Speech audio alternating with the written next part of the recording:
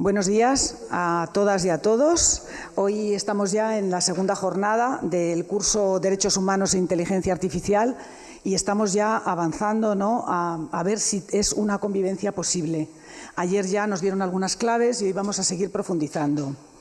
Tenemos con nosotras y con nosotros para iniciar, ¿no?, el día a Manuel Villoria Mendieta. Él es catedrático de Ciencia Política en la Universidad Rey Juan Carlos y es director del Observatorio de Buena Gobernanza en la misma universidad. Fue becario Fulbright en Estados Unidos, donde realizó un máster en Asuntos Públicos en la Universidad de Indiana. Es presidente del Comité Asesor de Transparencia Internacional España y autor de más de 200 publicaciones científicas sobre temas de corrupción, ética pública y buen gobierno. Tuvimos el placer de que nos acompañara en la elaboración del segundo Plan Nacional de Derechos Humanos, como miembro del Comité Asesor del mismo. Nos va a hablar de derechos humanos, desinformación e inteligencia artificial. Gracias, Manuel. Gracias por la invitación. Es un placer estar con todas y todos vosotros. Tenemos que poner tres conceptos juntos que son derechos humanos, desinformación e inteligencia artificial, lo cual es un verdadero reto. Y para evitar lugares comunes voy a intentar hacer una reflexión tanto profunda y voy a tomar además partido. Mi intervención va a partir de tres sencillos silogismos que luego matizaré. El primero, en el que en principio, ¿verdad?, todos vamos a estar bastante de acuerdo, es: los derechos humanos están por encima de toda tecnología. La inteligencia artificial es una tecnología. En consecuencia, el respeto a los derechos humanos debe regir el desarrollo de la inteligencia artificial en todas sus fases.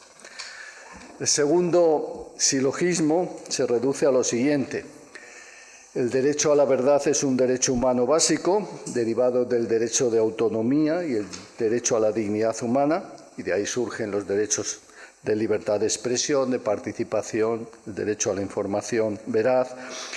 La desinformación atenta contra este derecho. En consecuencia, la desinformación debe ser perseguida y sancionada.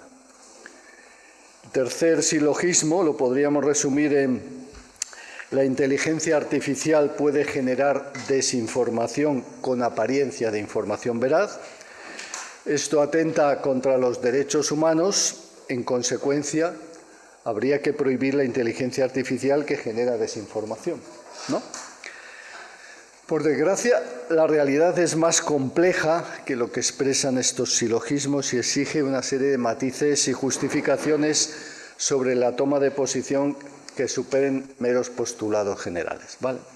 Entonces, empecemos por el primer silogismo, ¿vale? Los derechos humanos están por encima de toda tecnología.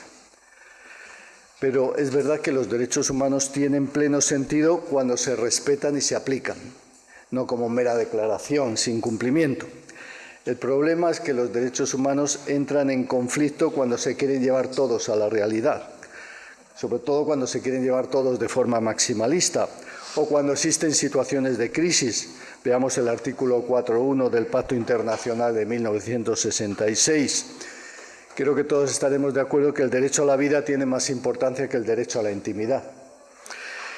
¿Qué priorizar y cómo? Esto es una cuestión política, porque recuerdo la famosa definición de Easton de política que decía que era la selección autoritaria de valores. Hay que seleccionar valores. Entonces hay que seleccionar valores. Fíjense ustedes, la tecnología de inteligencia artificial, la tecnología de la inteligencia artificial puede ser un instrumento muy útil para tomar decisiones que fomentan el respeto a los derechos humanos. Tan útil que probablemente demuestre que en ocasiones es superior a los propios humanos en defender sus derechos. La inteligencia artificial implica una tecnología antropomórfica. ¿Qué quiere decir? Que aprende de los humanos, pero está destinada a ser más rápida, fiable y eficaz que los humanos. Además, trabaja constantemente, trabaja sin detenerse, no se cansa, Eso sí, lo hace en áreas específicas, se especializa de forma extraordinaria. Al final, podría demostrar que los seres humanos somos muy deficientes en promover y hacer reales nuestros derechos. Basta ver el mundo. Tal vez en el futuro dejemos en manos de la inteligencia artificial la defensa y promoción de los derechos humanos. Para ello, la clave estaría en saber ponderar derechos, de forma que cuando estos entraran en conflicto, que es lo que pasa continuamente, el algoritmo tuviera claras las ponderaciones y con los millones de datos que acumula pudiera ir indicando qué políticas priorizar, qué programas, qué decisiones, tras unos análisis coste-beneficio, qué decisiones al final aprobar e implementar. Ahora bien, para priorizar hay que tener claro cuál es el fundamento de los derechos humanos. Si el fundamento es utilitarista, no es lo mismo que si es deontológico, que es de lo que voy a hablar ahora.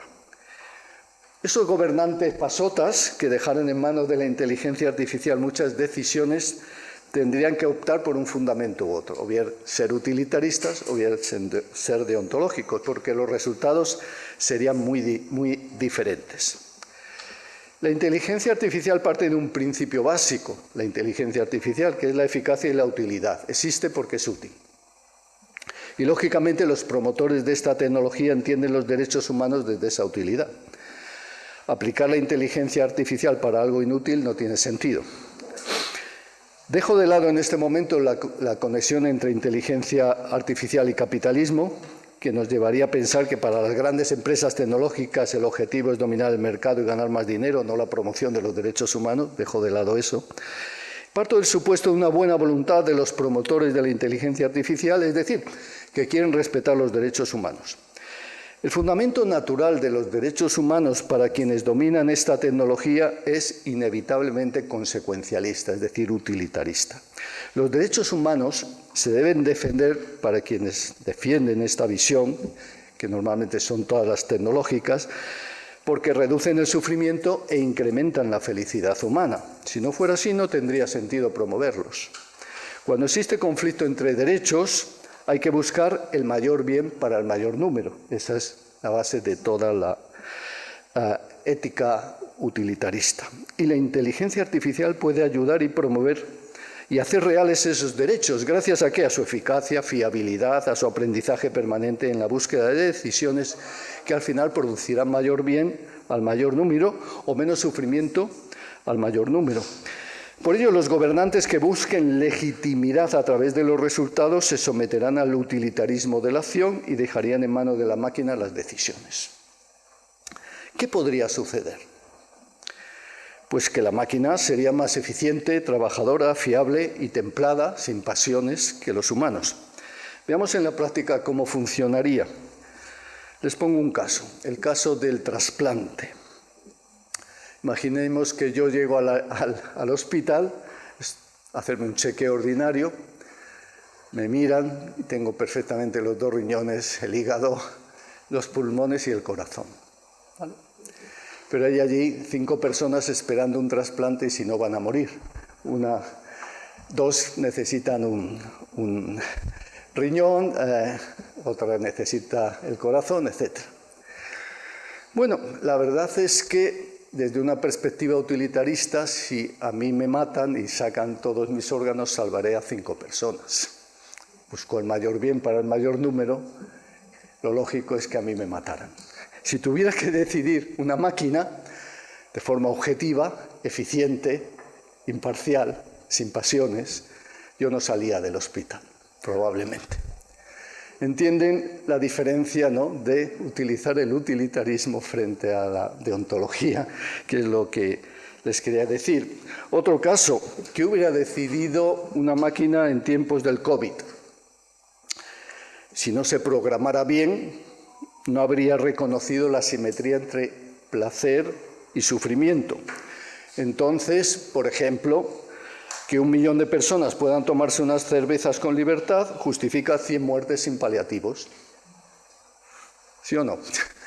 Podría actuar como la presidenta Ayuso sin problemas. Pero seguramente, fíjense, seguramente la máquina habría aprendido a distinguir y hubiera ponderado mejor que nuestra política. y lo creo de verdad. Creo que con este ejemplo he puesto de manifiesto la importancia de defender unos derechos humanos que no estén sometidos ni al utilitarismo ni al positivismo jurídico. Frente al positivismo jurídico, los derechos humanos son universales. Las personas tienen derechos humanos independientemente de que tales derechos estén presentes en las prácticas, en la moral o en la legislación de su país o en su cultura. No nacen de las normas, nacen de la ética. Posteriormente, las normas permiten que puedan invocarse frente a los demás o frente al Estado, pero son primero derechos morales y luego son derechos jurídicos. La política progresista ha ido llevando los derechos morales a derechos jurídicos. Sirven a una función política de desarrollo de ideales de libertad y justicia, pero aunque no existiera esa función política, las normas jurídicas existirían y tendrían fundamento. Pero ¿cuál es el fundamento de los derechos humanos? Una versión de esta idea es que las personas nacemos con derechos, que los derechos humanos son de algún modo innatos o inherentes a los seres humanos. Algunos naturalistas históricamente han conectado los derechos humanos con la voluntad divina, ¿no? Pero si la gente no cree en Dios o en el tipo de Dios que prescribe estos derechos, entonces no se puede asumir esta visión, lógicamente. La mejor forma de justificarlos debe basarse en una teoría ética que con sus razones, lógicas, argumentos, construye una construcción moral y política que se pueda defender. Este enfoque vería la Declaración Universal como un intento de formular una moralidad política justificada, es decir, no como un mero intento de identificar un consenso moral precedente o preexistente, que muchas veces no existe, sino como un intento de crear un consenso que pueda apoyarse en razones morales y en prácticas muy plausibles. Aunque actualmente no haya unanimidad sobre los derechos humanos, los seres humanos podríamos llegar a un acuerdo racional si nos comprometiéramos a una investigación moral y política abierta y seria, si actuáramos de forma racional, razonable, deliberativamente, podríamos generar unas normas morales básicas diferentes a las que muchas veces existen y más completas de las aceptadas o promulgadas actualmente. La Declaración Universal parece partir de ese supuesto, es decir, hay motivos racionales, razonables para justificar los derechos humanos. Si pensamos seriamente, todos probablemente llegaríamos a la conclusión de que necesitamos los derechos humanos. Los recientes intentos de justificar los derechos humanos ofrecen una vertiginosa variedad de motivos. Estos incluyen razones utilitaristas y razones deontológicas. Desde los utilitaristas, por ejemplo, la idea de huir del sufrimiento, luchar por satisfacer necesidades básicas, pero también hay muchas teorías deontológicas, como las que defienden la libertad y la autonomía, en Gewirth, Griffin, en muchos otros, o la libertad y las capacidades, la libertad positiva y las capacidades, Nussbaum, Amartya Sen, etc., o la dignidad, o la equidad en Dworkin, en Buchanan, etc. Personalmente creo que es muy importante apostar por defensas deontológicas de los derechos humanos, y aunque se me acuse de kantiano e incluso de eurocéntrico, creo que algún día llegará lo que Rawls llamaba el consenso superpuesto. Cuando Rawls hablaba del liberalismo político, hablaba de la posibilidad de que en algún momento los seres humanos, desde diferentes religiones, de diferentes culturas, pudiéramos llegar a un consenso superpuesto, y ese consenso serían los derechos humanos. 3 razones para defender esto y paso al siguiente tema. Primero, perdonen que entre un poco en filosofía, pero para Kant la persona es sobre todo un sujeto al que se le puede hacer imputable, cuyas acciones son imputables. La definición de persona se articula en base a 2 razones. Una, que se le ascribe un deber, y segundo, que tiene una responsabilidad en relación con la acción realizada. Soy plenamente persona porque tengo libertad y puedo elegir, y por ello soy responsable. ¿Y qué debo elegir? Pues debo elegir lo que mi razón me señala, de donde se desprende que moralmente una persona no está sometida a otras leyes más que las que se da a sí misma desde esta razón que establece principios que son universales y generalizables. el imperativo categórico. Por ello, si dejo en manos de una jerarquización exógena de valores, como es la que me hará la máquina, ¿no?, y en cálculos matemáticos de utilidad guiados por la inteligencia artificial, la decisión sobre qué vida quiero llevar y qué vida quiero que lleve la humanidad, si lo dejo en manos de las máquinas, estoy anulando la esencia de mi condición de ser humano. La persona, como dice Amartya Sen, debe ser capaz de salir del cálculo de la utilidad y afianzar su libertad para acceder a bienes que pueden no parecer útiles, como el cuidado o la empatía. Segundo, esta idea de persona la conecto con la dignidad humana. La dignidad humana se entiende a menudo como un valor o estatus especial que todos los seres humanos comparten y que los diferencia de otros seres vivos. Los candidatos plausibles para estos fundamentos podrían incluir las capacidades morales, es decir, que comprendemos y seguimos valores, que tenemos normas morales, que razonamos y actuamos en función de ellos, que tenemos pensamiento, imaginación, que tenemos autoconciencia y capacidades reflexivas, entre otros. Una dignidad humana que reconocemos plenamente también a las personas que por discapacidad intelectual no tienen algunas de esas capacidades. Más aún, se puede y se debe afirmar la dignidad del Homo sapiens al tiempo que se afirma la dignidad de otras especies y formas de vida, atribuyendo valor y derecho a los animales, a los ecosistemas o a la propia biosfera. En todo caso, se trata de un valor, como dice Kant, más allá de todo precio. Entonces, es algo que tenemos razones para proteger, para promover, para preservar, para maximizar si es posible.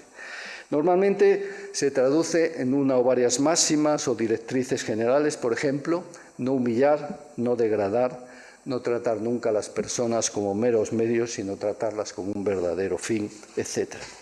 Por ello, frente a visiones consecuencialistas, utilitaristas, creo que la defensa de los derechos humanos desde la dignidad y la autonomía humana es esencial en estos tiempos en los que el utilitarismo cada vez es más poderoso. Tercero, algunos me dirán que también podríamos programar las máquinas para que tomen decisiones desde la teoría de la justicia de Rawls, por ejemplo, favoreciendo a los más débiles, de acuerdo con el principio de diferencia, o desde la teoría de las capacidades de Nussbaum, promoviendo políticas que aporten dignidad y conciencia de los derechos a las comunidades más débiles.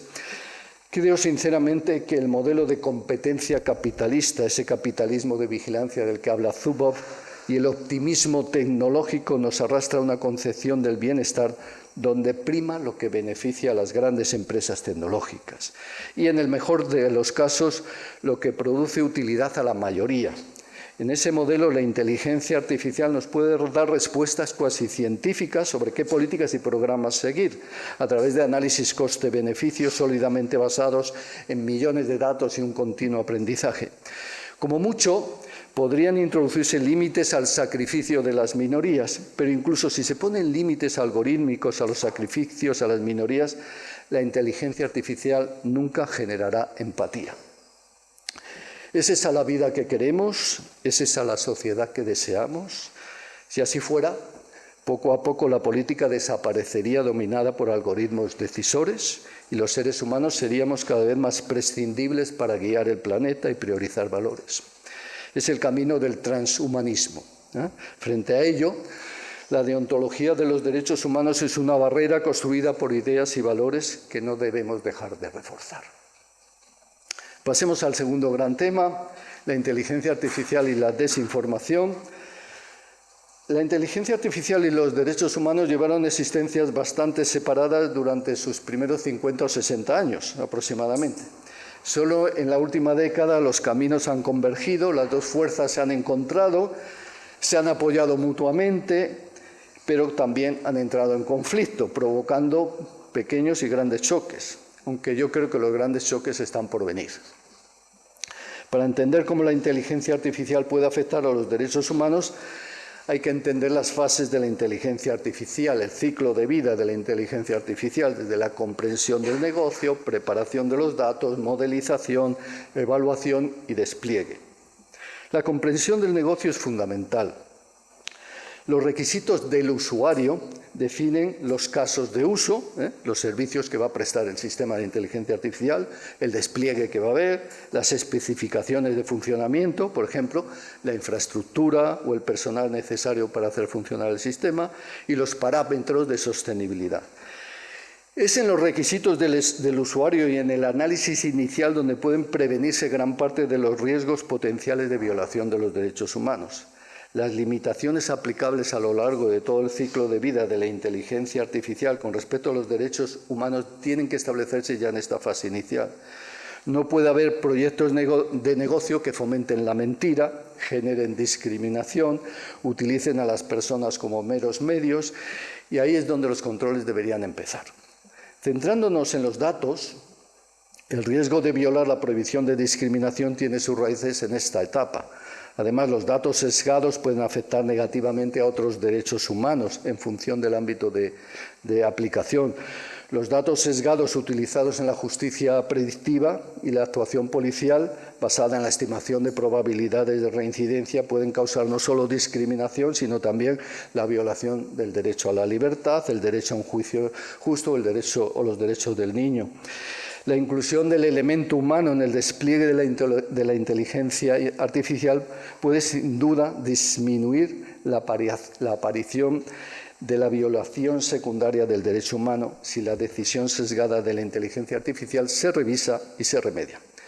Para garantizar la conformidad de los sistemas de inteligencia artificial con las normas internacionales de derechos humanos, deberá introducirse una evaluación del riesgo para los derechos humanos en todos los ciclos de vida de la inteligencia artificial. En otras palabras, es necesario integrar el elemento de los derechos humanos en todas las fases del ciclo de vida de la inteligencia artificial, y en particular en los requisitos del usuario y las especificaciones del sistema determinadas en la fase inicial.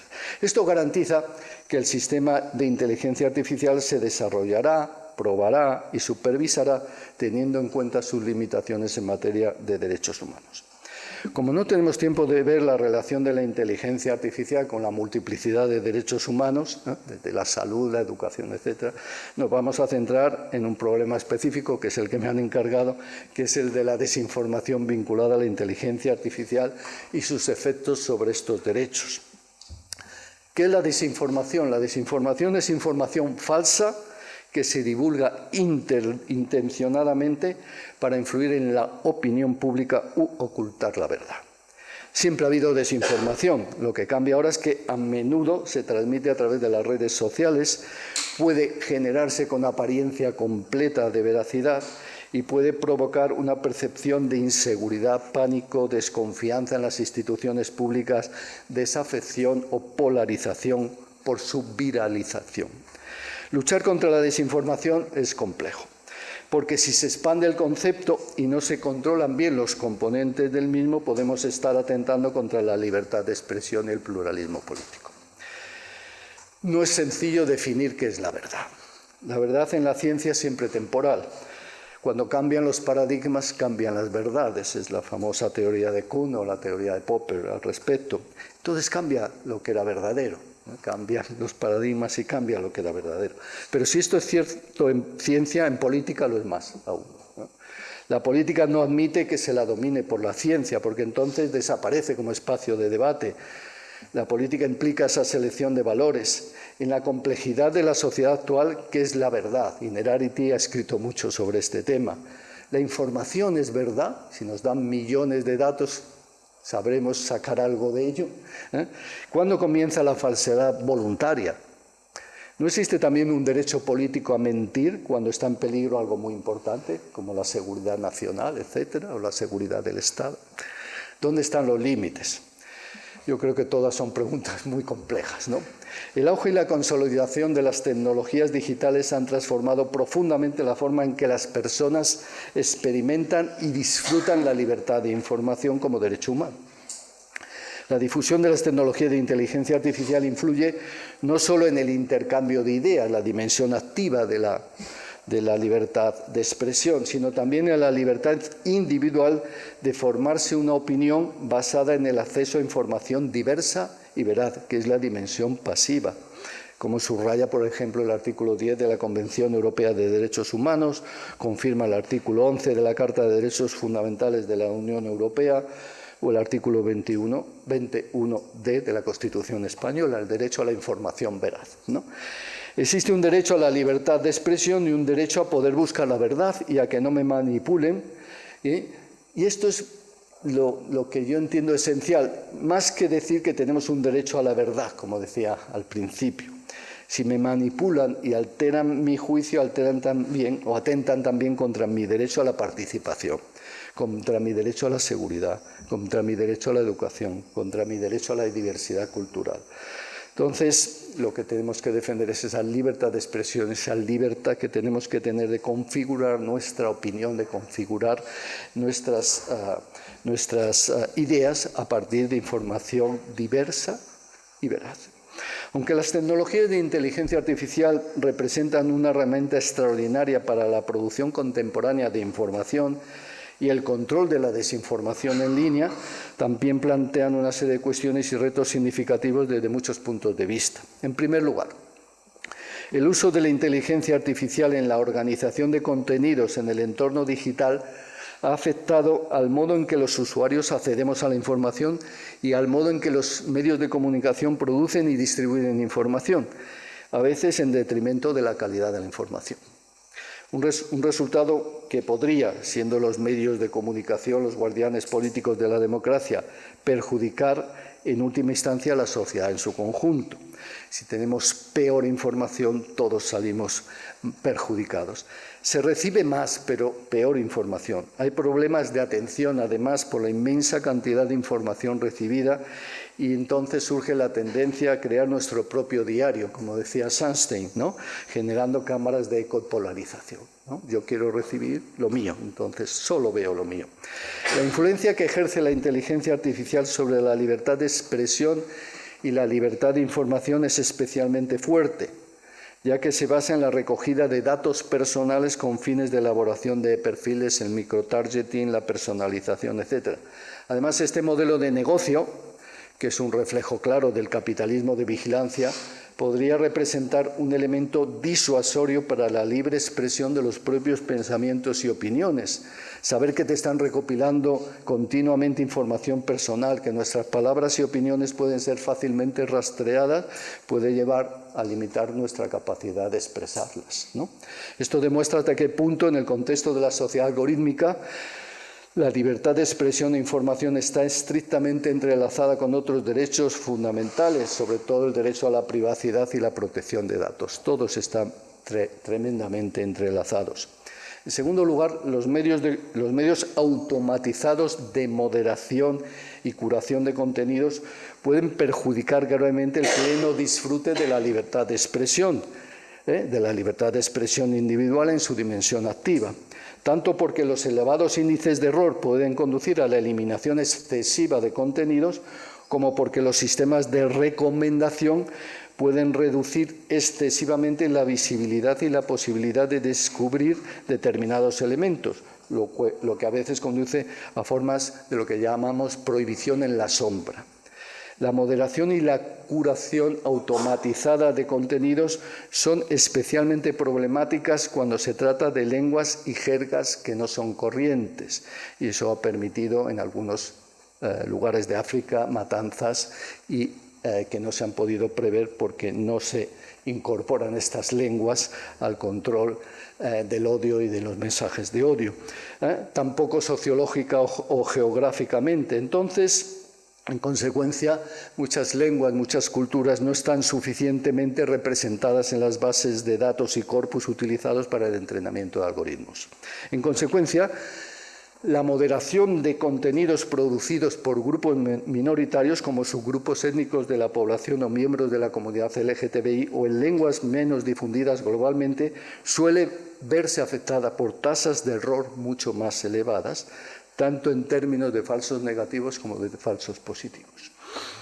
Pero por otra parte, a todo ello se suma el hecho de que la desinformación puede ser una estrategia política de partidos políticos extremistas, a veces colaborando con estados enemigos para generar noticias falsas de entidad suficiente para generar tensión social, manipulación electoral, desconfianza en las instituciones a través de la viralización y las granjas de bots y trolls para amplificar el mensaje, atentando todo ello contra derechos humanos que van más allá del derecho a recibir información veraz y entrando en atentados a derechos como la libertad y la seguridad. En tercer lugar, hay que subrayar que el recurso a estos sistemas de inteligencia artificial suele correr a cargo de actores privados que se han convertido en los nuevos protagonistas de la dinámica de la gobernanza del discurso. Son empresas privadas. El creciente papel de las empresas en este ámbito exige mayores responsabilidades en materia, sobre todo, de derechos humanos y requiere que los Estados asuman unas obligaciones positivas para fomentar y proteger la libertad de expresión y la libertad de buscar la verdad en el contexto de la era digital. No nos sorprende, por tanto, que la dimensión positiva de los derechos humanos haya llevado a la Unión Europea a reaccionar ante las amenazas que se ciernen sobre la libertad de expresión, la seguridad pública y la gobernanza privada de la expresión en línea, proponiendo instrumentos jurídicos, en particular la Ley de Servicios Digitales, el Reglamento Europeo sobre la Libertad de los Medios de Comunicación o la Directiva 2010, que establece medidas necesarias para proteger a los usuarios de los contenidos ilícitos y nocivos y que pretenden ser una pieza central de lo que se llama el constitucionalismo digital europeo en desarrollo. Como dice el Reglamento de Libertad de Medios, que ayer usó el presidente en su intervención en las Cortes, las plataformas en línea de alcance mundial actúan como puertas de entrada a los contenidos de los medios de comunicación, con modelos de negocio que tienden a eliminar la intermediación para el acceso a los servicios y medios de comunicación y a amplificar los contenidos polarizadores y la desinformación. Estas plataformas son también proveedores esenciales de publicidad en línea, lo que ha desviado los recursos financieros del sector de los medios de comunicación, afectando su sostenibilidad financiera y como consecuencia la diversidad del contenido que se ofrece, ¿no? Estuve hace un tiempo en Harvard con la editora de New York Times y insistía mucho en esto. Si yo tengo que vender contenidos que la ciudadanía compre, con lo cual hay cierto tipo de información muy seria, muy profunda, que a la gente no le interesa. Entonces, obviamente, eso daña la libertad de expresión y la calidad de la información. Más aún, el buen funcionamiento del mercado interior de medios de comunicación se ve puesto en peligro por prestadores, incluidos los controlados por determinados terceros países que practican de forma sistemática la desinformación, la manipulación de información y la injerencia. De ahí toda una serie de normas para proteger la libertad e independencia editorial, que es lo que vimos ayer, la protección de las fuentes periodísticas y las comunicaciones confidenciales o el funcionamiento independiente de los prestadores de servicio público de medios de comunicación. Pero también normas para fomentar la transparencia de los titulares reales, los fondos públicos destinados a publicidad estatal, el control de la actividad de las plataformas en línea de gran tamaño, a efectos de que los medios de comunicación que usan estas plataformas puedan cumplir con sus obligaciones de transparencia y no ser vetados sus contenidos de forma arbitraria. O, finalmente, evitar las concentraciones de mercado de los medios de comunicación, que puede tener repercusiones significativas sobre el pluralismo de los medios y su independencia editorial. En general, la Digital Service Law, el Reglamento de Servicios Digitales, incluye una serie de disposiciones destinadas a establecer algunas limitaciones al poder de las plataformas en línea. Por ejemplo, introduce importantes obligaciones a las grandes plataformas, que ustedes conocerán. Sí, las grandes plataformas tienen que establecer un punto de contacto para las autoridades y los usuarios, denunciar los delitos penales, tener términos y condiciones fáciles de usar, ser transparentes en el uso de la publicidad. Deben examinar claramente los riesgos relacionados con contenidos ilícitos, derechos fundamentales como la libertad de expresión, la libertad y el pluralismo de los medios de comunicación, la discriminación, la protección de los consumidores y los derechos de los niños. Deben examinar todo lo que tiene que ver con la seguridad pública y los procesos electorales. Deben controlar la violencia de género, la salud pública, la protección de menores, el bienestar mental y físico. Entonces, los designados VLOP, VLOSS, tienen que establecer una función de cumplimiento interno que garantice que los riesgos identificados se mitigan. Tienen que ser auditados por un auditor independiente, al menos una vez al año. Tienen que compartir sus datos con la Comisión y las autoridades nacionales para que puedan supervisar y evaluar el cumplimiento de las normas. Tienen que permitir a los investigadores examinados acceder a los datos de la plataforma cuando la investigación contribuye a la detección, identificación y comprensión de los riesgos sistémicos en la Unión Europea. Tienen que proporcionar una opción en sus sistemas de recomendación que no se basa en la creación de perfiles de usuario. Tienen que disponer un repositorio de anuncios a disposición del público. Bien, ¿es todo esto suficiente? Probablemente no, y habrá que ir hacia la generación de un delito de desinformación para los casos verdaderamente graves, vinculados al atentado contra el orden público y la convivencia social, además del delito de odio ya existente, protegiendo así una información basada en la veracidad, interés general, crítica, pluralismo y no fomento al odio, como dice nuestro Tribunal Constitucional, y separando lo que sería mala información o información distorsionada que afecta a personas particulares de auténtica desinformación grave, con dolo, que atenta al orden democrático y la paz social y debe ser perseguible penalmente. Y todo ello sin caer en la defensa de una verdad oficial, porque hoy en día, como vimos antes, existe el peligro de reemplazar la política por la ciencia, la tecnología y una buena gestión. El uso político de la inteligencia artificial se moviliza o apoya a menudo a aquellos que creen que las luchas y el complejo desorden de la política puede reducirse a una toma racional de decisiones y a encontrar resultados que sean objetivamente mejores que otros. Existe la tentación platónica de convertir la política en una cuestión sobre la verdad y la pericia, como dice Queckelberg, y eso sería el fin de la democracia. Bueno, y ya finalmente, la desinformación generada por la propia inteligencia artificial.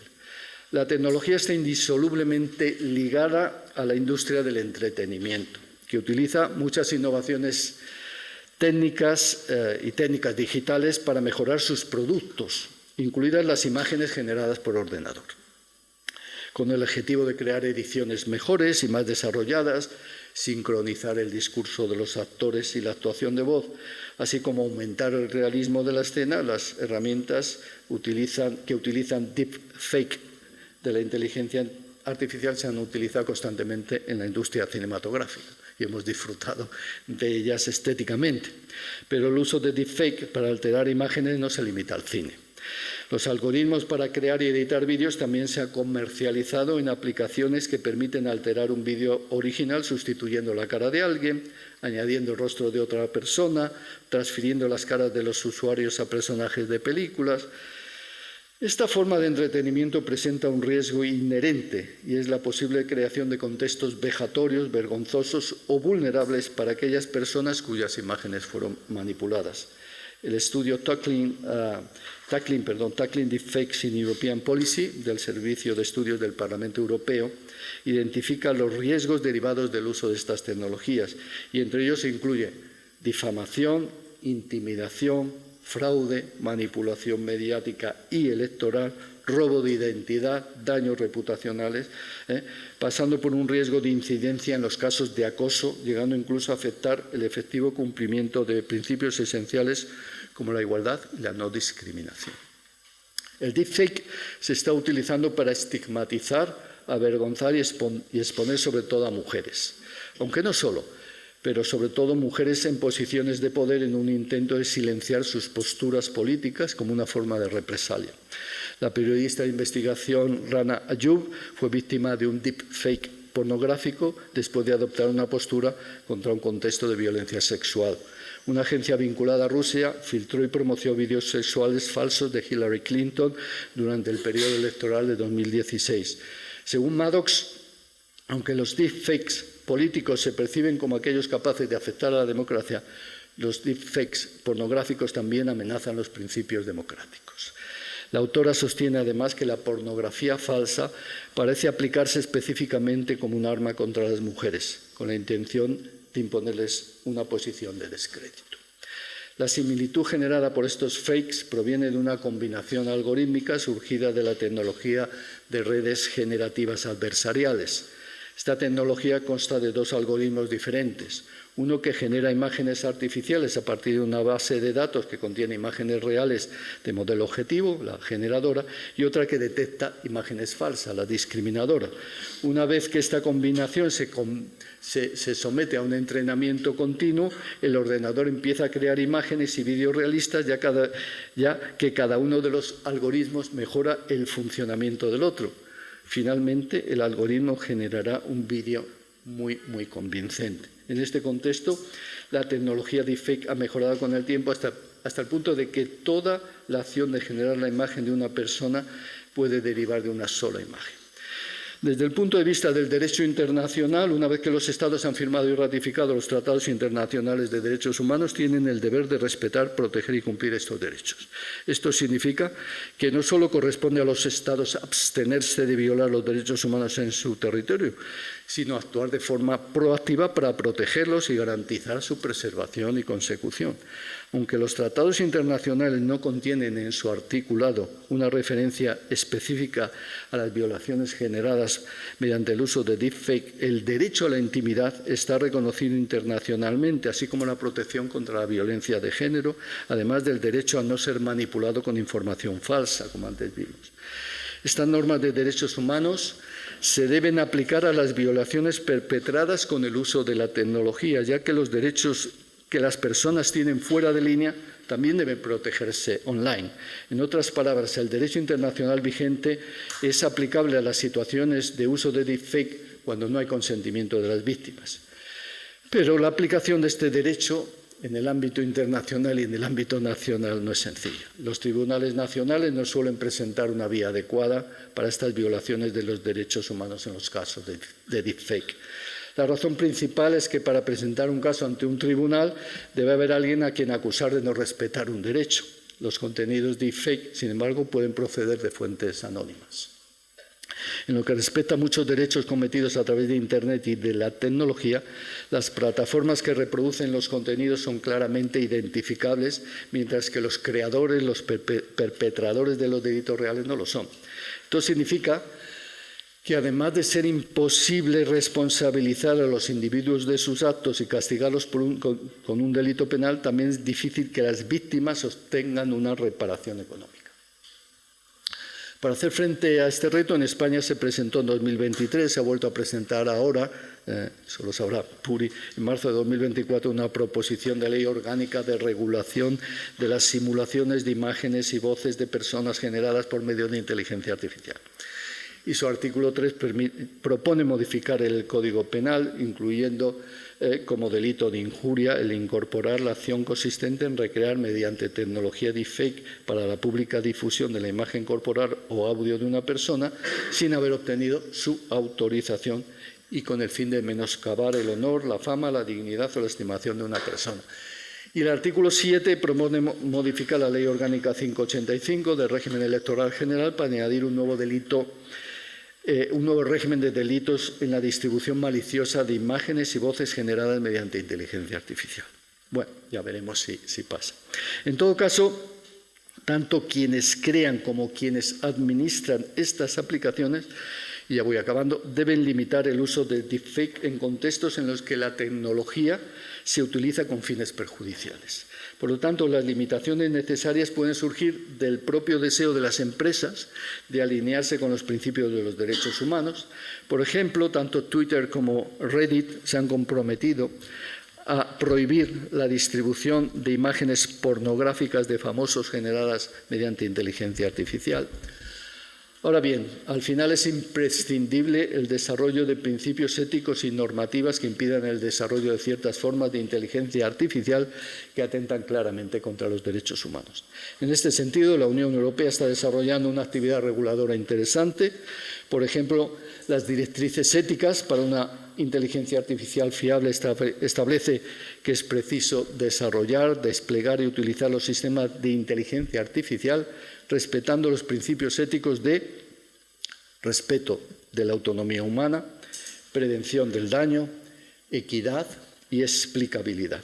Y marca toda una serie de orientaciones iluminadoras, ¿no?, basadas en la acción siempre y la supervisión humana, la solidez técnica y la seguridad, la gestión de la privacidad de los datos, la transparencia, la diversidad, no discriminación y equidad, el bienestar ambiental y social, la rendición de cuentas. Bueno, finalmente, el recientemente publicado Reglamento Europeo de Inteligencia Artificial establece en su artículo 5 unas prácticas prohibidas. Brevemente, por encima diré, por ejemplo, la introducción en el mercado o la puesta al servicio, la utilización de un sistema que se sirva de técnicas subliminales que trascienden la conciencia de una persona o de técnicas deliberadamente manipuladoras o engañosas con el objetivo o el efecto de alterar de manera sustancial el comportamiento de una persona o un colectivo de personas, que es lo que está pasando con los deepfakes en muchos casos, ¿no?, mermando de manera apreciable su capacidad para tomar una decisión informada y haciendo que tomen una decisión que de otro modo no habrían tomado. O también la inteligencia artificial que explote alguna de las vulnerabilidades de una persona física, de un determinado colectivo de personas derivadas de su edad o discapacidad, o de una situación social o económica específica con la finalidad o el efecto de alterar de manera sustancial el comportamiento de dicha persona, o los sistemas de inteligencia artificial para evaluar o cosificar a personas físicas o a colectivos de personas durante un periodo determinado de tiempo atendiendo a su comportamiento social, en fin, o la inteligencia artificial para realizar evaluaciones de riesgos de personas físicas con el fin de valorar o predecir el riesgo de que una persona física cometa un delito, o la inteligencia artificial, los sistemas que creen o amplíen bases de datos de reconocimiento facial mediante la extracción no selectiva de imágenes faciales de Internet o de circuitos cerrados de televisión, o los sistemas de identificación biométrica remota en tiempo real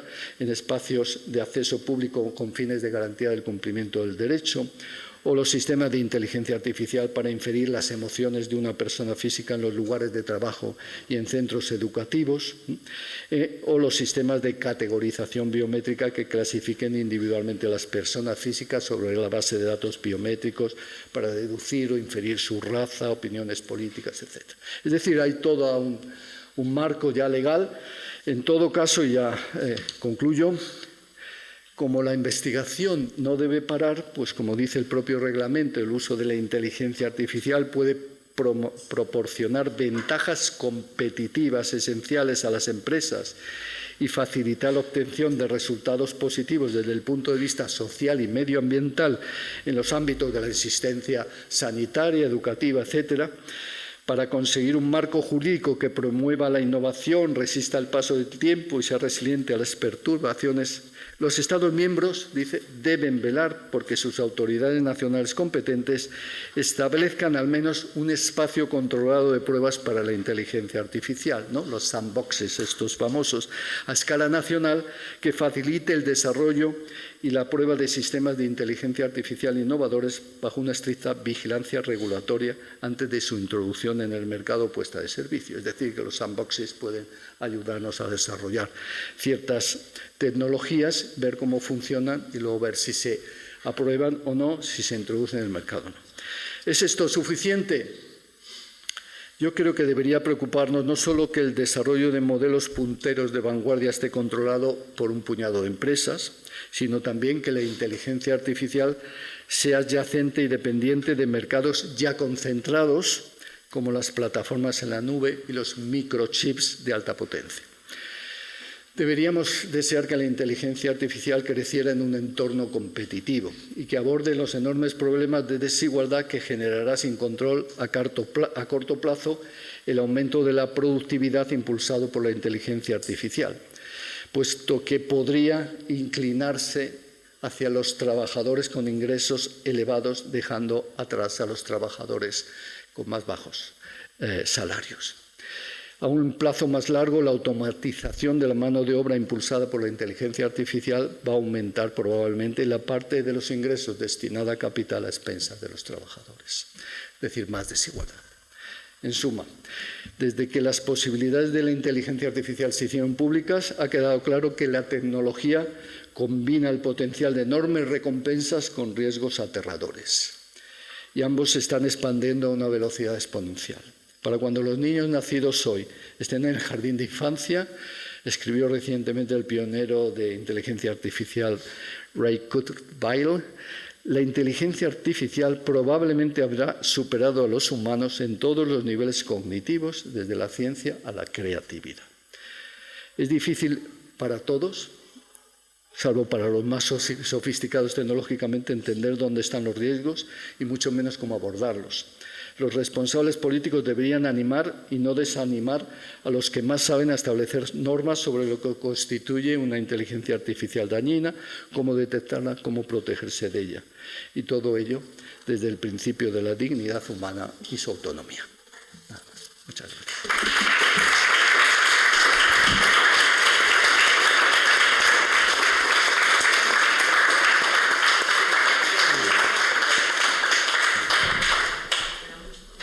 Muchas gracias, Manuel.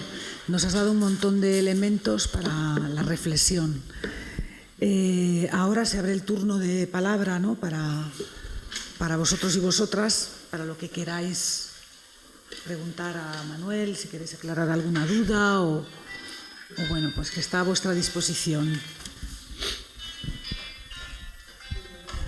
Ánimo, ánimo. Si no, pregunto yo.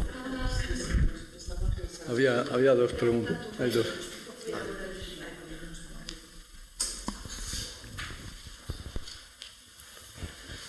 Hola, buenos días. Yo soy Manuel Pereiro, investigador de la Universidad Complutense.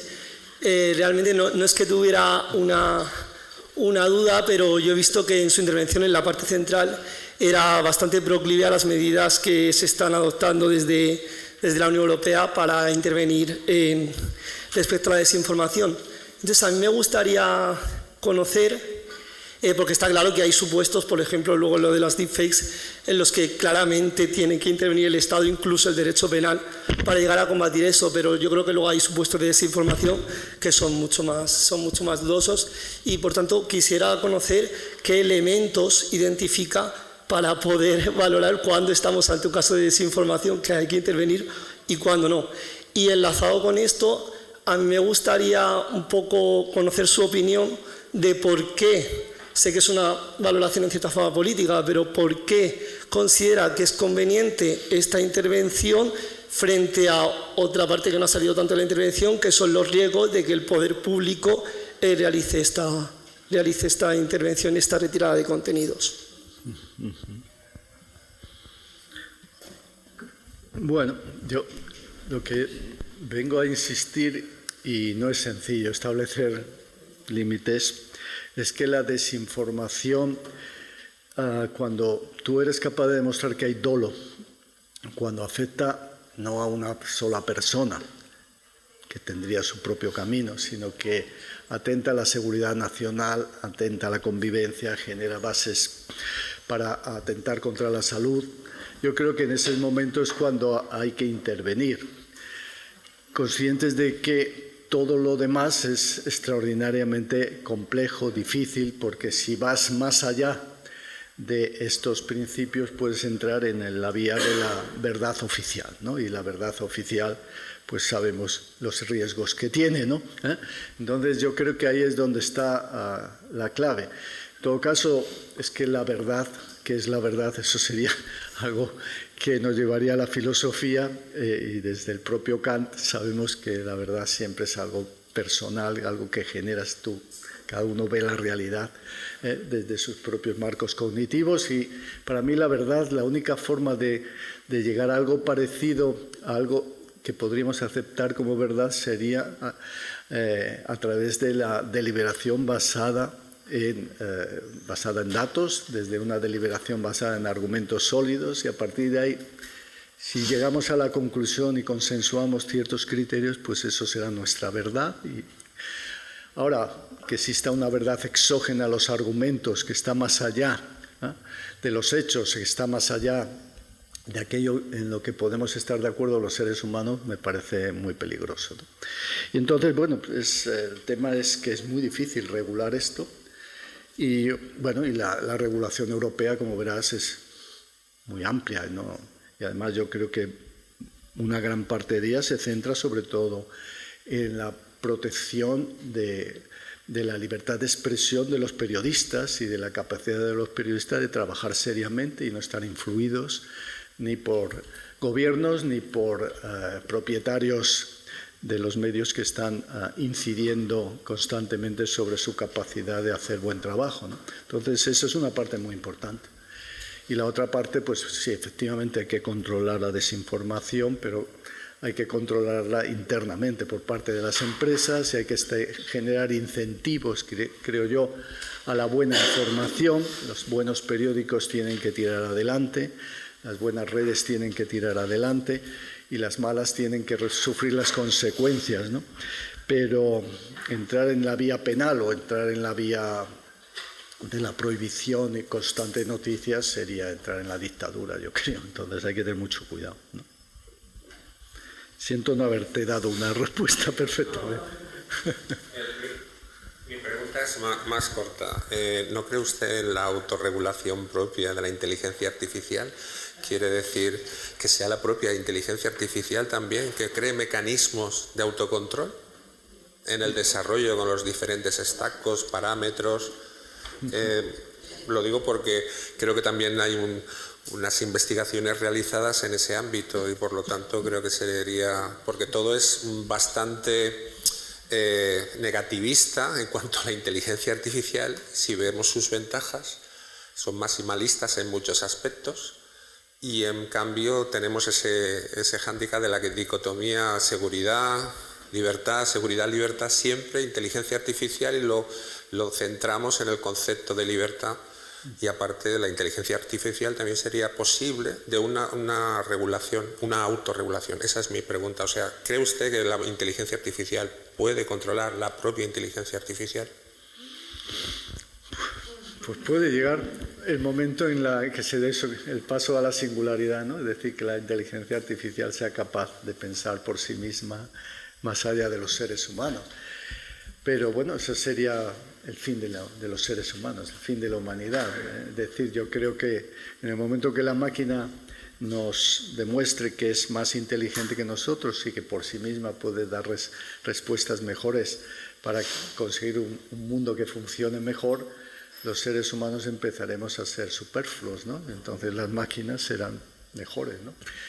El tema es si queremos eso o no, si creemos que los seres humanos, con todos nuestros errores, nuestros defectos, no merecemos la pena y no merece la pena que podamos seguir diciendo qué clase de vida quiero llevar, ¿no?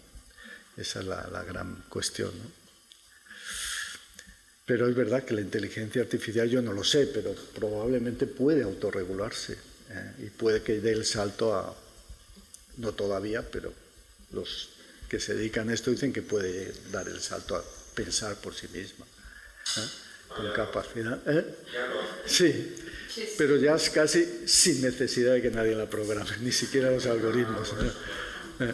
Cuando ya los programadores no sirvan.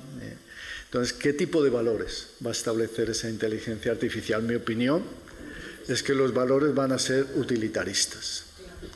Va a ser utilitarista. Y entonces puede pasarnos lo del hospital que contaba yo al principio, ¿no? Puede pasarnos lo del hospital. Hombre, ¿qué tal? Te pregunto yo. Valores.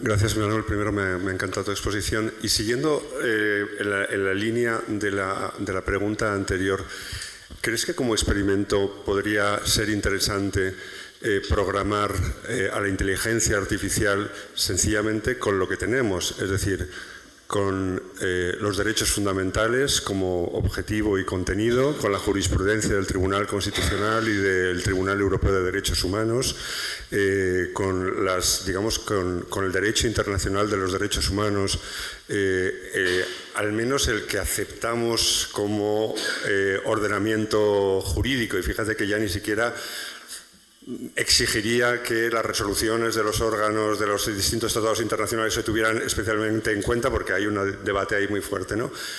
Pero que eso que parece sensato fuera, digamos, en relación, por ejemplo, como temas con la desinformación, diera lugar a que la propia inteligencia artificial nos dijera la solución, nos propusiera soluciones normativas, no como vinculantes, pero sí como decir, bueno, digámosle a la inteligencia artificial cuál es la estructura normativa que nos hemos dado en materia de derechos fundamentales, de derechos humanos, y que ella misma diga, aunque sea como apoyo, y la pregunta es, ¿legitimaría eso una decisión finalmente humana, política, pero que pudiera estar, digamos, consultivamente informada por algo así? Disculpa, porque a lo mejor es un poco lío, pero bueno, le estaba dando vueltas y me parecía curiosa por lo menos la posibilidad. Gracias.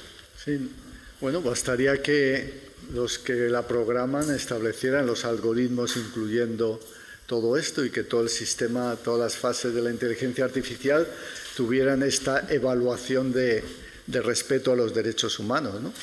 El tema es si eso es útil para las empresas o no, y si eso sería útil a los investigadores o no, pero es una posibilidad, ¿no? El tema fundamental es que la inteligencia artificial, todo el proceso, está desarrollado por empresas privadas que quieren ganar dinero, ¿no? No por gobiernos que quieran defender un modelo de sociedad decente.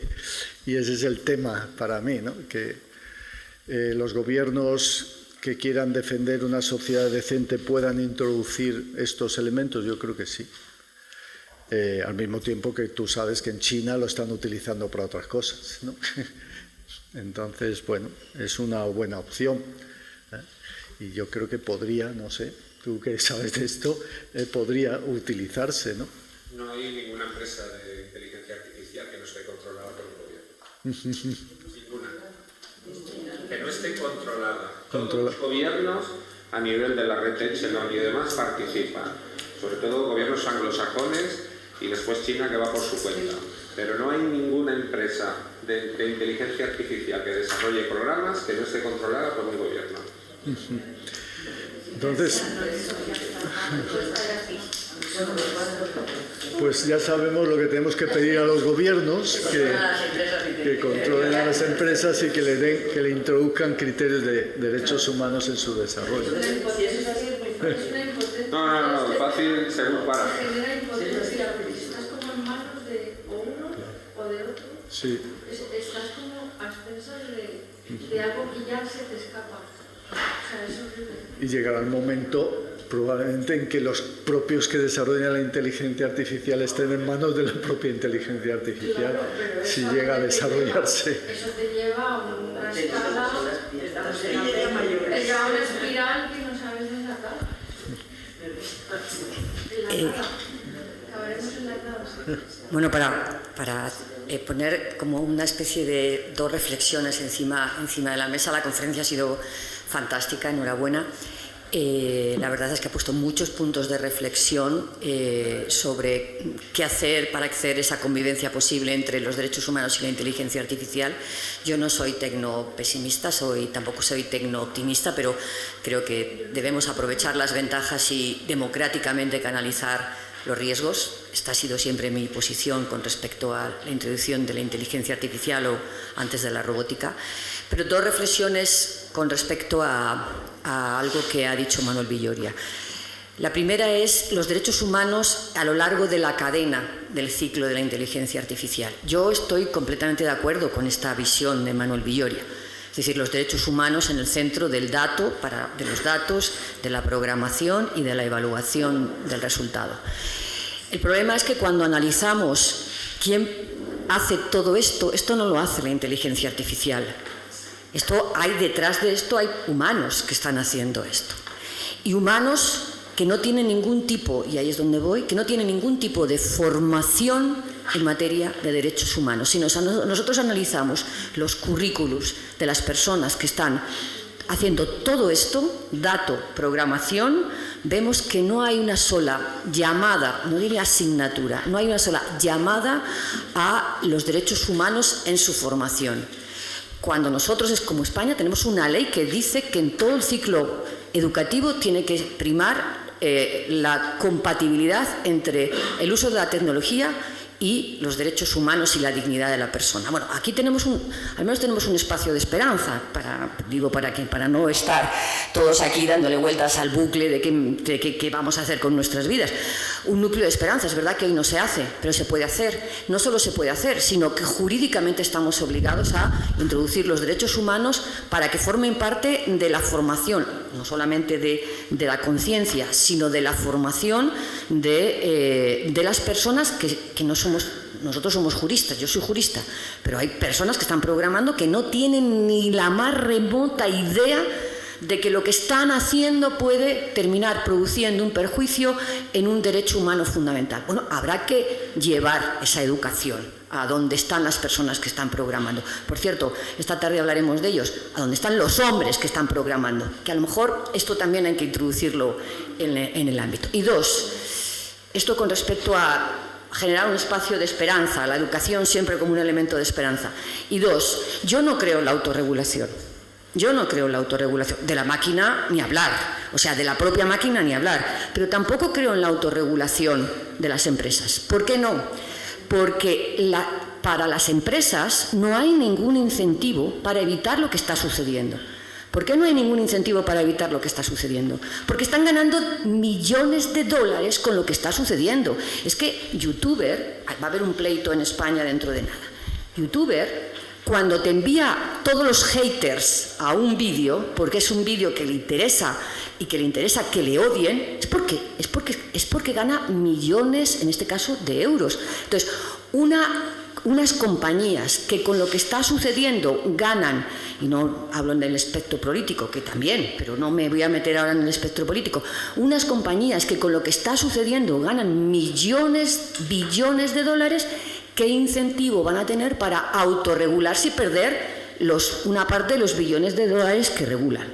Por eso yo no creo en la autorregulación y creo en la ley. Y creo en la heterorregulación, es decir, la ley y el derecho debe ahormar lo que está sucediendo. Otra cosa es que sea muy complicado porque estas compañías se mueven a escala planetaria y el derecho se mueve a escala nacional y cuando mejora a escala europea, pero autorregulación no, porque con lo que está sucediendo están ganando millones de dólares. ¿Por qué se van a autorregular? Y cuando se autocontienen es porque probablemente ese efecto reputacional de la autocontención también les genera beneficio, como el greenwashing en materia de ecología. Entonces, quería marcar estos dos elementos. No, muy de acuerdo. Muy bien. No.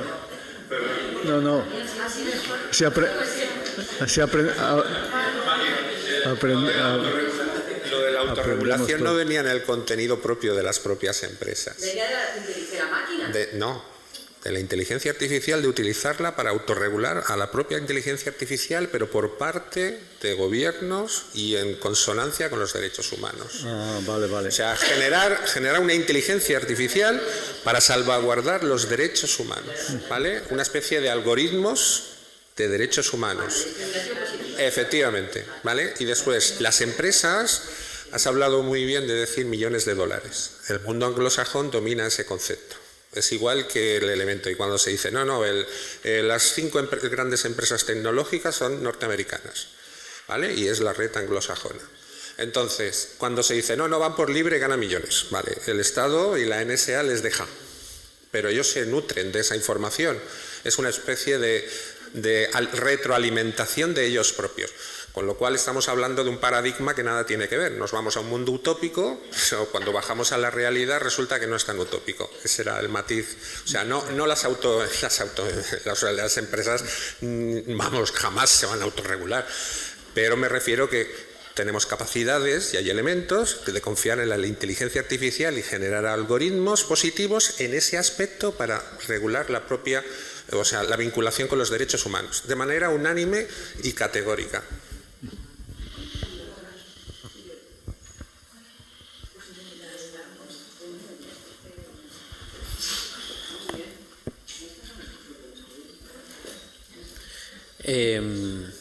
Bueno, primero empezar agradeciendo a Manuel por la presentación. Me ha parecido muy interesante el enfoque de los 3 silogismos. Yo ya plantear 3 preguntas sobre 3 supuestos. El uno sobre la verdad, el otro sobre la mentira y al final sobre la intervención penal, que son los elementos que a mi juicio y personalmente más me inquietan. En el caso de la verdad, o sobre la verdad, y vinculándolo con la calidad de la información. Es verdad que actualmente estamos, la sociedad, en términos generales, más expuestos a recibir noticias falsas. Ahora bien, esto puede ser tomado de forma negativa, como efectivamente lo es, pero también como una oportunidad, en este caso hacer de la necesidad virtud. He visto que Reuters, Neutral, The New York Times, The Washington Post y otros medios, CNN, tienen ahora un espacio de fact-checking. Es decir, si hablamos de mejorar la calidad de la información, pues frente a esta potencial amenaza que es las noticias falsas, las fake news, tenemos ahora pues el antídoto o un remedio que sería el fact-checking, lo cual al problema de la calidad de la información le vendría muy bien. ¿Por qué? Porque mejoraría el insumo que recibimos los ciudadanos para formar nuestra opinión pública. Otro elemento sobre la verdad. Desde el día de ayer que empezaron las jornadas, se ha pronunciado mucho el concepto de derechos y no se ha recurrido también a la idea de deberes. Es decir, en el caso de los españoles, según varios estudios, es difícil que identifiquemos fake news, pero a la vez no es tan difícil que los compartamos cuando los identificamos. Con lo cual, hablamos de un derecho a la verdad que a mi juicio no debería existir, porque el derecho como tal no debe ser un fin, sino como tú en algún momento de la información planteabas, el derecho a descubrir la verdad, porque estoy inclinado a esta idea del free marketplace of ideas, en la calidad de las personas como agentes morales capaces de descubrir la verdad, recibiendo toda la información, sea esta falsa o no, y un poco inclinado también por los presupuestos kantianos de una verdad subjetiva más que objetiva, por el peligro que implicaría el día de mañana tener un sensor que nos diga qué es verdad o qué no es verdad. Con lo cual creo que la verdad como un derecho plantea problemas teóricos jurídicos en materia de teoría jurídica, y deberíamos hablar más bien de el deber de o la pretensión de alcanzar la verdad, pero no la verdad como un derecho. Ahora, en el caso de la mentira, creo que es importante identificar, y eso es una tarea pendiente que existe en el ámbito académico, sobre la distinción conceptual. ¿Por qué? Porque muchas veces encontramos que se confunden, porque todavía hay una ausencia conceptual, los términos de deep fakes, fake news, desinformación, propaganda, que es algo que se ha hecho referencia también en tu intervención, cuando el uso de esto proviene del Estado o estamentos partidarios políticos, etc. Y ahora un nuevo elemento que ha aparecido en el mundo anglosajón, que es la information laundry, que es una técnica que utiliza en estos momentos el gobierno ruso para influir en toda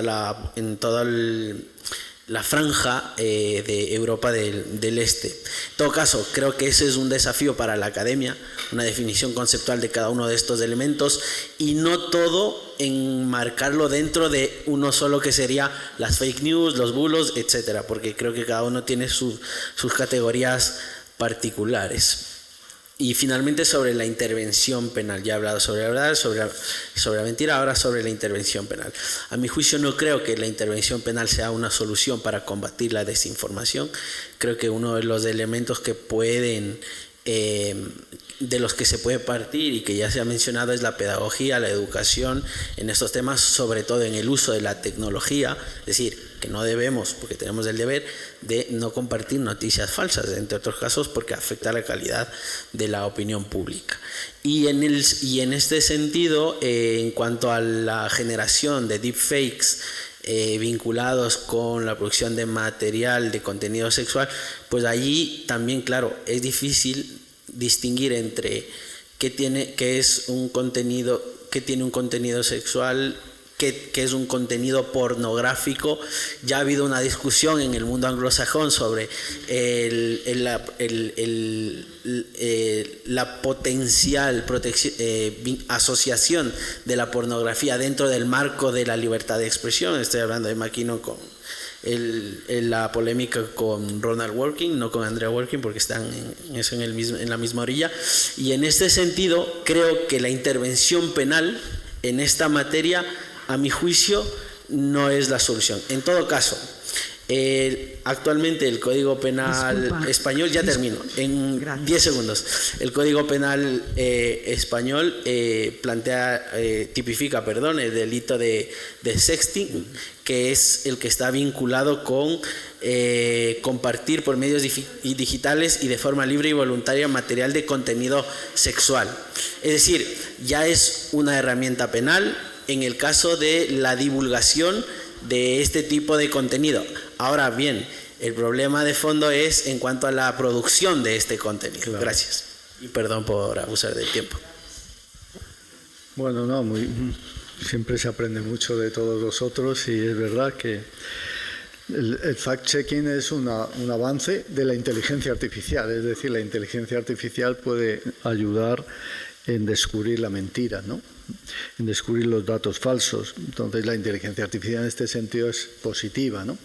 Ahora bien, claro, cuando entramos en el concepto más filosófico de mentira, esto ya se complica mucho, porque yo creo que hay elementos y siempre en la investigación penal siempre se ha podido llegar a conclusiones, en muchos casos bastante sólidas, sobre cuándo hay dolo y cuándo no, ¿eh?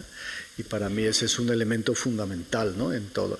Y luego el bien jurídico protegido, ¿no? Bien jurídico protegido tiene que ser también la convivencia y la paz social, y esto hay que considerarlo, porque si no estamos sometidos a unas fuerzas que muchas veces son incontrolables. Y ¿cómo hacerlo en el derecho penal? Bueno, ese es un tema complicado, ¿no? Y bueno, se puede intentar y ver cómo funciona y cambiar las normas si vemos que no funcionan bien. Se podría hacer una sandbox sobre algunos delitos penales, a ver cómo funcionan, para intentar controlar los deepfake y todo y sobre todo las mentiras construidas con una intención política clara, con una estrategia bien definida, etc. Lo otro, pues la autorregulación por parte de los medios tiene que ser importante y desde luego, como siempre, la educación cívica. Y debemos promover una educación cívica mucho más sólida en esta materia. Nuestros hijos tienen que aprender mucho más de esto, no aceptar porque sí cualquier tecnología, que es uno de los problemas que estamos teniendo. Y si no damos esa información y esa formación, probablemente estamos poniendo en riesgo nuestras democracias, ¿no? Y un último elemento es que yo creo que la inteligencia artificial podría incorporar los derechos humanos, pero el problema, como decía al principio, es que los derechos humanos entran en conflicto. Y cuando entran en conflicto, la inteligencia artificial tiene que utilizar mecanismos que pueda usar, y lo que utilizará, lógicamente, son análisis coste-beneficio. Y tendrá que finalmente establecer unos cómputos. Y bueno, y eso nos lleva casi inevitablemente al utilitarismo, ¿no? Una visión utilitaria del mundo. Y entonces todo lo que hay detrás de la inteligencia artificial es buscar más utilidad, es como es la tecnología. Eso lo defendía Ortega y Gasset en un debate que tuvo en Alemania. Y es verdad, los seres humanos siempre buscamos en la tecnología algo que nos permita vivir mejor. Entonces la inteligencia artificial, pues en el momento que sea útil, pues adelante. Pero la inteligencia artificial, a su vez, si funciona por sí misma, buscará la utilidad. Y los seres humanos no somos muy útiles al final, me parece. Muchas gracias, Manuel. Encantado. Muchas gracias también a vosotros y a vosotras por vuestra participación y vuestra escucha activa. Y nada, ahora tenemos una pausa. Muy bien. Y volvemos a las 12, que tendremos la intervención de la ministra de Igualdad. Muy bien. Gracias. Estupendo. Muchas gracias.